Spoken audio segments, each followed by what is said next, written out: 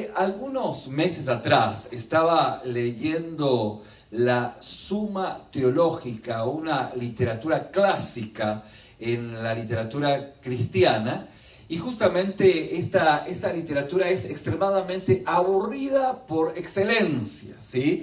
¿Por qué? Porque da detalles de un montón de situaciones que bien no vienen al caso en este momento, aunque tal vez en algún momento vamos a compartirla.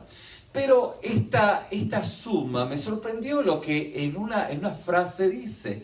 Dice, en su momento estábamos justamente bautizando a aquellos quienes recibían a Cristo, aquellos quienes se convertían.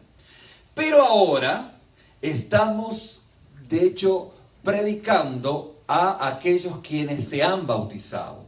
Vale decir que estamos convirtiendo, por decir, a aquellos quienes han sido bautizados. Vale decir que en ese contexto estaba mucha gente que había ido a una congregación cristiana, pero no todos esos eran justamente hijos de Dios. Entonces, este autor reflexionaba diciendo, bueno, en su momento nosotros teníamos que predicar y luego teníamos que bautizar. Ahora tenemos que predicarles o convertir a aquellos quienes ya han sido bautizados. O sea, están en la iglesia, pero ellos de repente no conocen al Señor como debiesen conocerlo.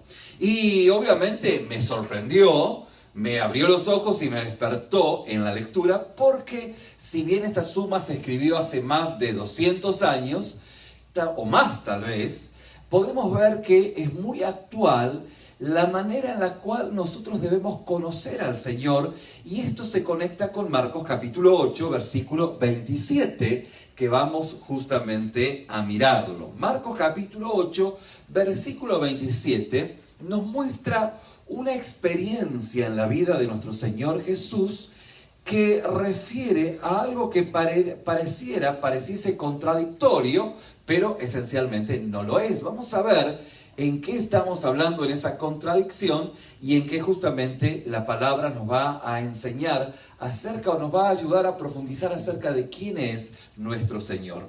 Entonces el versículo 27, Marcos documenta justamente que salieron Jesús y sus discípulos por las aldeas de Cesarea de Filipo, y en el camino preguntó a sus discípulos diciéndole, ¿quiénes dicen los hombres que soy yo? Ellos respondieron, bueno, unos Juan el Bautista, otros Elías y otros algunos de los profetas. Entonces él les dijo, ¿y vosotros, ustedes, quién decís que soy? Respondiendo Pedro le dijo, tú eres el Cristo. Pero él les mandó que no dijera esto de él a nadie. Y es aquí donde está lo sorprendente. Porque pudiésemos decir que, o pudiéramos pensar de que Jesús dice, bueno, por fin un discípulo que supo decir o definir quién soy yo. Y esto justamente pudiese ser, digamos, la experiencia o la reacción inmediata a Jesús, quien justamente le estaba mostrando esta verdad, pero que los discípulos, por alguna razón que vamos a ver a medida que vayamos en la enseñanza, pues no la entendían. Fíjense que Jesús anuncia el reino de Dios y en torno a él empezaba a hacerse realidad este reino. Justamente cuando Jesús empezó a predicar, el reino de Dios se había de acercado a cada una de aquellas personas que tenían conexión con Jesús.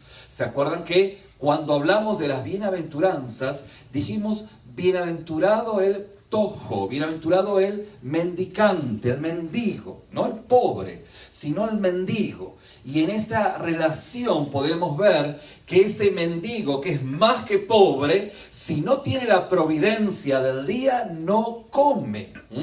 Entonces Jesús dice, bienaventurado aquel tojo, aquel mendicante, mendigo, porque ha de ser alimentado, porque de él es el reino de los cielos.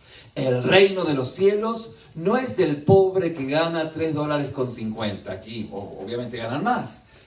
El pobre que se refiere la palabra es justamente el mendigo que no tiene que comer. Y justamente esta es la experiencia en la que Jesús está justamente extendiendo el reino, tocando y acercándose uno a uno en esa relación personal. Cuando Jesús justamente empezó a hacer realidad este reino, hubieron curaciones, demonios que salieron de las personas y sobre todo transformaciones que exigieron en cada uno de aquellos quienes estaban en torno de Jesús un cambio de mentalidad. Fíjense que Jesús les dijo a los discípulos, miren, ustedes salgan a predicar, pero no lleven nada.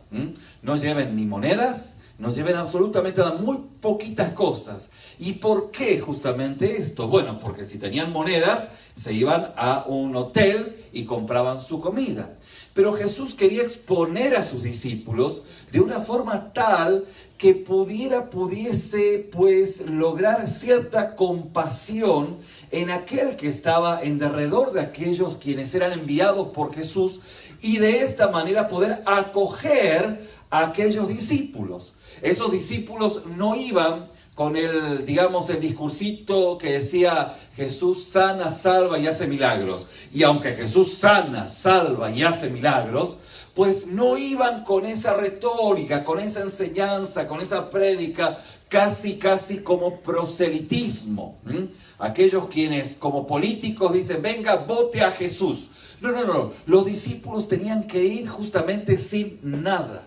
Y en esa condición eran expuestos a la misericordia de aquellos quienes estaban en torno a los discípulos, y cuando estos eran recibidos en las casas, ellos podían abrir la riqueza espiritual que tenían en sus corazones. De esta manera, lo más importante que tenían aquellos quienes eran seguidores de Jesús en la predicación del Evangelio, no era que Jesús los iba a hacer ricos, no era que Jesús los iba aún a sanar físicamente, aunque Jesús trae prosperidad en su soberana voluntad y trae sanidad en su soberana voluntad. Pero no ese es el propósito, sino que el propósito es que cada persona sea reconciliada con Dios a través de la obra de Cristo en la cruz del Calvario.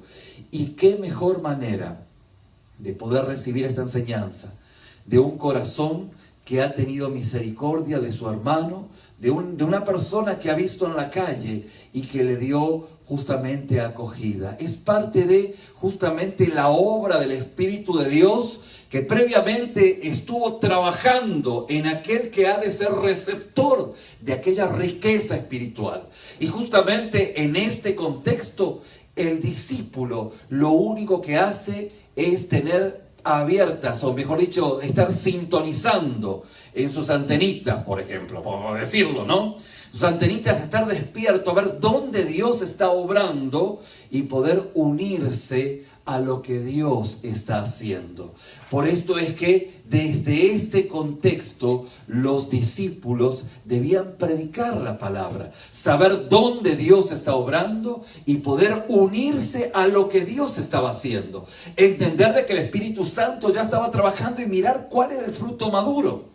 Saber que, como dice la palabra, no hay quien busque a Dios, no hay ni aún uno. Y si hay alguien que tiene cierta, intuición espiritual, cierta inclinación espiritual, en donde hay un diálogo en cuanto a algo que tiene que ver con Dios, es probable, es posible que Dios esté obrando en esa persona. Y los discípulos debían estar atentos a lo que el Espíritu Santo estaba haciendo y unirse a lo que el Espíritu Santo estaba haciendo. Y de esta manera el reino de Dios era extendido básicamente a través de una transformación en su mente y su corazón. En el griego es metanoia. Hay una transformación. Esto es lo que Jesús hace. No es bla, bla, bla, bla. El apóstol Pablo dice, no me avergüenzo del poder del Evangelio porque es poder. Es el poder de Dios que transforma el corazón. Un corazón del cual ya el Espíritu Santo viene trabajando en cada una de estas personas. Por eso esa transformación personal que hace posible que podamos tener una relación personal con Dios, y esa relación con Dios cambia la forma de relacionarnos.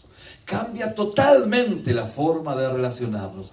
Pero no comienza en nosotros con decir, bueno, hoy voy a predicar el Evangelio casa por casa, cosa que es realmente muy honrosa y debiese ser parte de nuestra labor de extender el reino. Pero no se limita o no comienza ahí, sino que arranca justamente en disponer nuestra mente y nuestro corazón en saber dónde. Sería esa la pregunta que pudiese resonar en nuestro corazón. ¿Dónde, Dios, tú estás obrando? ¿En qué persona? Para poder unirme a lo que tú estás haciendo. Y es ahí donde Dios se glorifica. Y esa transformación, esa metanoia, es el cambio producido por el Espíritu Santo. No por la labor, no por la elocuencia, no por la capacidad de la persona, del predicador o de aquel que está compartiendo la palabra, sino que Él es un mero instrumento de reconciliación entre Dios y los hombres. Y esto es lo que la palabra de Dios nos dice, y de esta manera el reino justamente empezó a extenderse. De hecho, esta relación primeramente que es transformadora en la persona en cuanto a su relación con Dios, hace que luego haya una relación diferente entre los creyentes y forman así una comunidad de fe. Una comunidad en donde Cristo está presente en el centro de nuestras vidas. Justamente, fíjense, no vamos a hacer tiempo hoy, pero el Evangelio de Marcos, en el capítulo 1, versículo 1, nos habla acerca del título, de lo que es el título del Evangelio de Marcos. Ya esto lo habíamos visto en algún momento, y el título es el tema de lo que el Evangelio está tratando. Es justamente principio del Evangelio de Jesucristo, Hijo de Dios. Ese es el título del Evangelio de Marcos. Principio del Evangelio de Jesucristo, Hijo de Dios. O sea que el tema, o de qué va todo el Evangelio de Marcos, está resumido en este título. Fíjense que a esta altura del Evangelio podemos ver de que nadie, desde el capítulo 1 hasta el capítulo 8, como ya lo dijimos en reiteradas oportunidades, nadie pudo decir que era justamente quién era Jesús. Fíjense que los únicos que han declarado hasta el momento, desde el capítulo 1 hasta el capítulo 8, la identidad de Jesús son los demonios. No hubo en el Evangelio de Marcos que declarasen justamente quién era Jesús. Y Jesús le decía, justamente Jesús los mandaba a callar. Ninguno de los discípulos de Jesús hicieron esta declaración. La verdad que podríamos decir, bueno, eran muy lentos. Los discípulos, por más que estuvieron al lado de nuestro Señor, no podían identificar quién era Jesús. Solamente lo escuchaban de parte de las huestes espirituales de maldad, a los cuales Jesús los expulsaba o los hacía callar. Pero hasta este momento, nadie, humanamente hablando, hasta el capítulo 8, declaró quién era Jesús.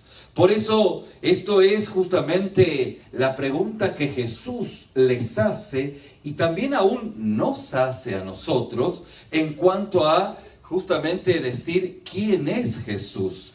Y esta es la pregunta fundamental de todo el Evangelio, el preguntarnos o el saber quién es Jesús. En primer lugar, fíjense que Jesús hace una pequeña encuesta, ¿sí? Y así es como se va introduciendo en este tema. Obviamente que el punto no estaba en preguntarle quién dice la gente que soy, pero así fue como Jesús comenzó a hablar con sus discípulos. ¿Y qué fue lo que les preguntó? Bueno, les dijo, ¿quién dice la gente que soy yo? Y si ustedes después en sus casas se van al capítulo 6 de Marcos, van a ver que habían rumores, habían chismes, por decirlo de una manera, había rumores que Jesús podía ser un antiguo profeta, o Elías, o Juan el Bautista, ¿sí? Por eso es que los discípulos dicen, bueno, Dice la gente que tú puedes ser justamente Elías o Juan, la reencarnación, pues, ¿no? Y aunque el judío no creía en la reencarnación, pero había una cultura justamente que estaba permeando a la cultura judía, que al final del día Jesús le preguntó, ¿quién dice la gente que soy yo? Y la gente respondió como venía de parte de su experiencia religiosa. Y esto es justamente lo que los discípulos dijeron, pues así es como la gente dice que, o piensa que tú eres, ¿no? Y después, justamente, de esta encuesta, como, digamos, para ir ya al hueso, Jesús le pregunta directamente a los discípulos, ¿y vosotros? ¿Y vosotros? ¿Quién decís que soy yo? Y esto, fíjense que es lo medular. Es ahí donde está la esencia del Evangelio. ¿Quién es Jesús? ¿Quién es Jesús para usted?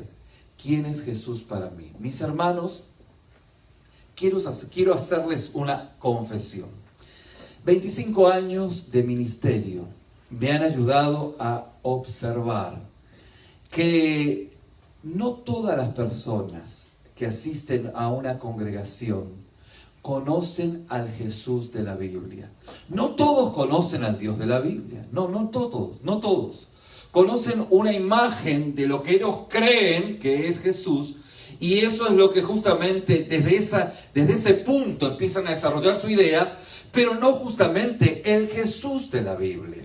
Por eso es que es muy pertinente la pregunta de Jesús. Para ustedes, ¿quién soy yo? Y fíjense que esa es la pregunta que está en el corazón del Evangelio. Y es una pregunta que el Evangelio nos la hace a nosotros. Y obviamente, ¿quién podía tomar la palabra? Pedro. Pedro toma la palabra y dice, tú eres el Cristo. No. Esto lo dice Mateo. Marcos dice, tú eres el Cristo. No más, tú eres el Cristo. Fíjense que justamente Pedro responde, tú eres el Cristo. No responde, tú eres el Cristo, el Hijo de Dios viviente. Esto lo vemos en Mateo. Pero vamos, por eso, como estamos en el Evangelio de Marcos, vamos a centrarnos en Marcos, donde Pedro dice simplemente, tú eres el Cristo.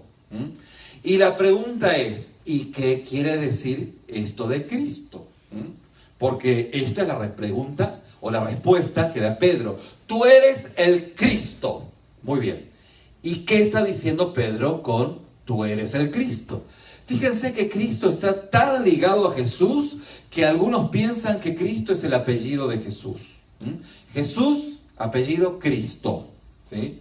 Y honestamente esto no es así. Muchos hoy también entienden que Cristo es el título divino, como el equivalente a Cristo, como un igual a Hijo de Dios. Pero esto no es el sentido de la palabra. De hecho, la palabra Cristo viene de un vocablo en griego que es Christos. Christos en griego, que transliteramos o lo llevamos al español como Cristo en español. Y es justamente una palabra que se deriva en el griego de una palabra que se dice o quiere decir, o dice, mejor dicho, grio. Y grio quiere decir ungir. O sea que la palabra Cristo está refiriéndose a alguien que es ungido. Fíjense que Cristo, justamente, o Christos, quiere decir ungido. ¿Y quiénes eran los ungidos? Bueno, era una tradición en Israel ungir con aceite perfumado a sus líderes, especialmente a los reyes, ¿sí? Cada rey que era ungido era un Cristo, ¿bien? Una ceremonia equivalente a, como podemos ver en la actualidad, a las coronaciones de las monarquías europeas. Vieron que, bueno, hace tiempo que no se corona ningún rey, pero cuando se corona un rey, se lo unge con aceite, y esto justamente da sentido de lo que es la palabra Cristo. Esto justamente es lo que se refiere, derramar aceite solemnemente sobre la cabeza de alguien, y esto era declarar que había sido elegido por Dios para guiar al pueblo, en el caso de Jesús. Cuando Pedro dice, tú eres el Cristo, está diciendo, está justamente afirmando que tú eres alguien que ha sido elegido por Dios para guiar al pueblo. Bien, fíjense que en hebreo ungir se dice masaj y ungido se dice masiaj, y masiaj se dice en español Mesías. O sea que la palabra hebrea es Mesías y la palabra en griego es Cristo. Cristo y Mesías significa lo mismo. Las dos están refiriéndose a alguien que ha sido ungido, a alguien que justamente ha sido consagrado por Dios como líder del pueblo. Ahora, lo que Pedro está diciendo aquí, lo que Pedro está afirmando aquí, dice: tú eres el ungido, tú eres el designado por Dios para instaurar el reino. Esto es lo que está diciendo Pedro, lo cual, fíjense que es verdad. ¿Es verdad o no es verdad? Claro que es verdad. Pero Jesús no se siente muy cómodo con esta declaración. De hecho, no lo niega, pero ordena que no se lo diga absolutamente a nadie. Es decir, que Jesús no le dice a Pedro: Pedro, por fin a ti se te prendió la lamparita y tú ahora has declarado quién soy yo. Por fin un discípulo que se da cuenta quién soy yo. ¿Esto dice Jesús? No. De hecho, no lo dice, sino que le dice: esto es lo correcto. De hecho, Pedro, estás en lo correcto, pero no se lo digas a nadie. De hecho, Jesús nunca toma la iniciativa para decir: yo soy el Cristo. Pero le dice a Pedro: Pedro, mira, estás en lo correcto, pero no se lo digas a nadie. Y esto justamente, si bien refiere a ese secreto que Marcos hace referencia en todo el Evangelio, donde Jesús dice: mira, no lo digas, y hace referencia justamente a poder entender de qué manera debemos conocer a Jesús para luego declarar quién es Jesús. Es aquí en donde nosotros empezamos a trabajar y a mirar el texto en la profundidad y en la visión que el Espíritu Santo puede darnos para entender claramente quién es Jesús. Por eso es que la respuesta rápida es que ¿cómo es que Jesús no quería que Pedro pudiera decir esto? Es que la respuesta rápida es que no basta saber y no basta decir que Jesús es el Cristo. De hecho, hasta los demonios creen y tiemblan. Pero Jesús estaba justamente haciendo o yendo un paso más profundamente en el corazón de sus discípulos, especialmente de Pedro, porque no se trataba solamente de decir: bueno, tú eres el Cristo, el Hijo del Dios viviente.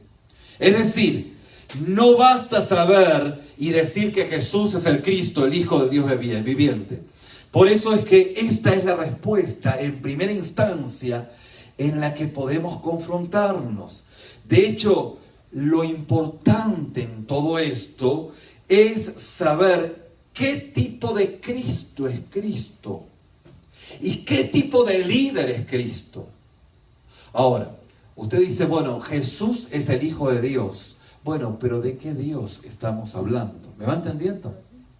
Porque uno dice: no, Jesús es el Hijo de Dios, Jesús es el Cristo. Bueno, pero ¿qué Cristo?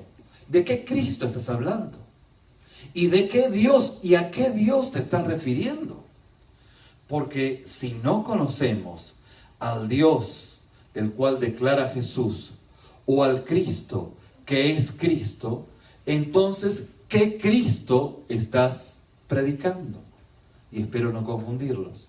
Obviamente que esto va a cimbronar nuestra mente y nuestro corazón, pero es necesario que podamos hacernos esta pregunta, porque vamos a darnos cuenta a la luz de esta enseñanza en que pareciese que todos predican a Cristo y todos predican que Jesús es el Hijo de Dios, pero no todos predican el Cristo de la palabra y el Dios de nuestro Señor Jesucristo. Por eso es que esto es justamente lo que Jesús está llevando a sus discípulos. Justamente, ¿qué tipo de Dios ¿a qué tipo de Jesús, a qué tipo de Cristo se está refiriendo? ¿A un Dios tirano? ¿A un Dios justamente que es déspota, que tira rayos y centellas? ¿O el Dios que en Jesús se pone a lavar los pies de los discípulos? Del Dios que nos sorprende, nos asombra por su humildad. Del Dios cuyo poder es servicio. ¿De qué Dios estamos hablando? Porque pareciese que muchos predican a un Dios con rayos y centellas, ¿sí? Fíjense que este domingo vamos a avanzar en Romanos capítulo 14, verso 4. Y hay algo bien notable en el versículo 4, en donde el apóstol Pablo hace mención, hace referencia a que al final del día, tanto los débiles como los fuertes son propiedad de Dios. Y como son propiedad de Dios, Dios tiene autoridad sobre ellos. Muchas veces decimos que Jesús es el Señor de la iglesia, pero el comportamiento que tenemos no es coincidente con la declaración que hacemos.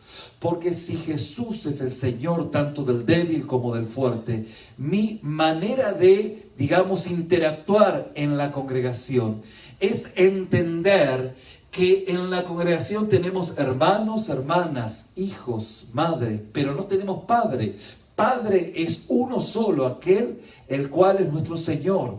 Y en esa relación vamos interactuando. Justamente aquel que dice, bueno, no, yo como fuerte tengo autoridad sobre el débil, está declarando, aunque diga que Jesús es el Señor de la iglesia, está declarando su propiedad y su valía de autoridad sobre la palabra que está declarando y también del débil. En donde dice, bueno, no, el comer legumbres es la máxima para ser un religioso, un buen seguidor de nuestro Señor. Y esto justamente, esa fe ubicada en el lugar incorrecto, es parte de esa visión de desenfocar, descentralizar a Cristo de su trono. Y esto es lo que la palabra nos está afirmando. La Biblia nos habla de un Dios justamente que tiene características bíblicas que por herencia espiritual se nos pega a nosotros. No es un Dios tirano. Es un Dios que en Jesús se pone a lavar los pies de los discípulos. Del Dios que nos sorprende, nos asombra por su humildad. Del Dios cuyo poder es servicio. Entender que Jesús es el Cristo no es gritar por gritar Jesús es el Cristo. Pero sí lo es justamente, sí es el Cristo, sí es el Mesías. Un Mesías que viene a destruir el mal sin utilizar la violencia. Él viene a afrontar el pecado, o sea, la rebelión contra Dios, sin la violencia como estandarte. O sea que, ¿entendés por las buenas o por las malas? Ese no es el Cristo del cual es bíblicamente hablando. Justamente, Jesús, Cristo, prefiere morir a matar. El Mesías cuyo poder es servicio. Y uno justamente tiene que enterarse bien de qué se trata este Mesías y no de otro tipo de Mesías para poder justamente vivir y predicarlo correctamente. Para poder predicar y vivir correctamente a este Jesús, a este Hijo de Dios, hay que entender quién es el Dios de Jesús y quién es este Cristo. Y cuando nosotros entendemos esta visión de quién es Jesús, mis hermanos, nuestra perspectiva cambia. Ahora, usted dice, pastor, ¿hasta cuándo Pedro y los discípulos restantes tuvieron la posibilidad de poder predicar con denuedo la palabra de Dios? Bueno, la respuesta es, tuvieron que caminar con Jesús desde Jericó hasta Jerusalén, entrar a Jerusalén y en Jerusalén sufrir el padecimiento de la pasión, muerte y resurrección de nuestro Señor Jesucristo, para entender en profundidad ¿a qué se estaba refiriendo Jesús cuando dice, por tanto, id y haced discípulos a todas las naciones, bautizándolos en el nombre del Padre, del Hijo y del Espíritu Santo, enseñándoles que guarden todas las cosas que os he mandado. Y aquí estoy con vosotros todos los días hasta el fin del mundo. Es una enseñanza justamente que nace en Jesús, quien viene a afrontar el pecado, o sea, la rebelión contra Dios, sin la violencia como estandarte. Donde Jesús prefiere morir a matar. Donde el Mesías manifiesta su poder en servicio. Y esto cambia nuestra perspectiva. Debe haber una metanoia. Debe cambiar nuestro corazón. Cuando esto ocurre en nuestras vidas, es extremadamente efectiva nuestra forma en la cual Dios puede usarnos. Es que atravesamos con el poder de Dios cualquier situación de tinieblas. Dice la palabra que la iglesia prevalecerá contra las huestes satánicas. Es la iglesia, una iglesia que está a la ofensiva, no a la defensiva. Está avanzando. Las huestes del infierno no prevalecerán contra la iglesia de Cristo. O sea, usted ha de vivir en Cristo, conociendo a Jesús tal como Jesús se está presentando. Y de esta forma, de esta manera, la efectividad de la palabra es realmente, básicamente, el poder de Dios externándose de su vida hacia aquellos quienes están en su derredor. Por eso, justamente, no sirve la confesión de los demonios, ni tampoco la confesión de Pedro en este momento. Pedro tiene que aprender y tiene que transformarse en otro tipo de persona, en una persona que encarne el poder del servicio de Cristo. Justamente esto es lo que ocurrió en Pedro, en los discípulos de Jesús, en el resto de los discípulos de Jesús, lo que debe ocurrir en nuestra vida. Entonces ahí, justamente ahí, Pedro podrá predicar con efectividad. Fíjense que en muchas oportunidades usted ha escuchado la enseñanza o tal vez la motivación espiritual. Predique el evangelio a tiempo y fuera de tiempo. Pero el tema es cómo predicarlo. Si esto es referir a 4 leyes espirituales y ahí ve cómo te va. No.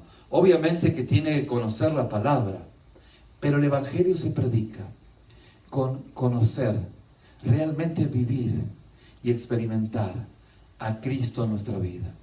Y por esa relación espiritual, donde las cosas viejas pasaron y de aquí en más todas son hechas nuevas, pues Cristo, haciéndose evidente en esa genética espiritual de nuestra vida, empezamos a exhalar, empezamos a transpirar a Cristo. Nos nace la obra de Jesús. Somos personas que si viviésemos en Antioquía, dirían, mira, se parecen cristitos, son cristianos, son gente parecida a aquel que están predicando. Y esa similitud no es porque tenemos un póster grande de Cristo, no, es porque el Espíritu Santo ha impactado, ha obrado, ha transformado nuestra vida. Ese Cristo que dijimos justamente, que hace referencia a ese Dios que no es tirano, a ese Dios que en Jesús se pone a lavar los pies de los discípulos, del Dios que nos sorprende, nos asombra por su humildad, del Dios cuyo poder es servicio. Así es el Dios de Jesús. Así es la manera en que Jesús va mostrando a Dios. Porque como dijimos, nadie ha visto a Dios. Dice la palabra. Nadie. Entonces usted dice, ¿y cómo es Dios? Dios es como Jesús. La palabra dice, quien ha visto al Hijo, ha visto al Padre. Y vimos en Jesús, pues está documentado su historia y su Espíritu Santo nos va mostrando justamente la manera en la cual nosotros debemos ser. Claro, no es algo que se puede aprender aunque usted escuche esta palabra, si es algo que exclusivamente el Espíritu Santo empieza a transformar nuestras vidas, a cambiar. Hay una metanoia, una transformación que solo el Espíritu de Dios puede hacer en cada una de nuestras vidas. Si entendemos este mensaje y esta primera enseñanza en cuanto a quién es Jesús, podremos ser transformados de una manera tan revolucionaria, tan radical, que pudiéramos tratar de empezar a decir, bueno, yo esta característica tal vez no la conocía de Jesús. Tal vez puede ser que no conozca al Jesús de la Biblia. O tal vez diría, bueno, me han predicado de otro Jesús, pero yo sabía que lo que el Espíritu Santo en un momento me había indicado era lo correcto. Y eso afirma esta convicción a la cual nunca debo apartarme. Este es el proceso al cual los discípulos fueron expuestos. Pero claro, hasta esta lectura, Pedro supo que Jesús era un líder, pero no sabía qué tipo de líder era Jesús. Supo que Jesús era el Hijo de Dios, pero bueno, ¿de qué Dios estaban hablando? Todavía no sabía. Tanto así que no sabía que al momento en que lo agarraron a Jesús en el monte Getsemaní, agarró la espada de Malco y le cortó la oreja. ¿Sí?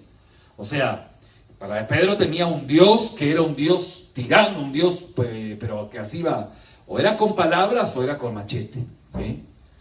Y tenía que conocer quién era realmente Jesús. El proceso lo llevó a conocer. Vuestro proceso, nuestro peregrinar en la vida nos debe llevar a conocer quién es Jesús, qué tipo de Cristo, qué tipo de líder, qué tipo de Dios ha declarado que Jesús dice, Dios es mi Padre, pero qué tipo de Dios es el cual Dios se está revelando en Jesús y Jesús está mostrando, al cual debiese ser nuestra experiencia a modo personal. Amén. Vamos a orar.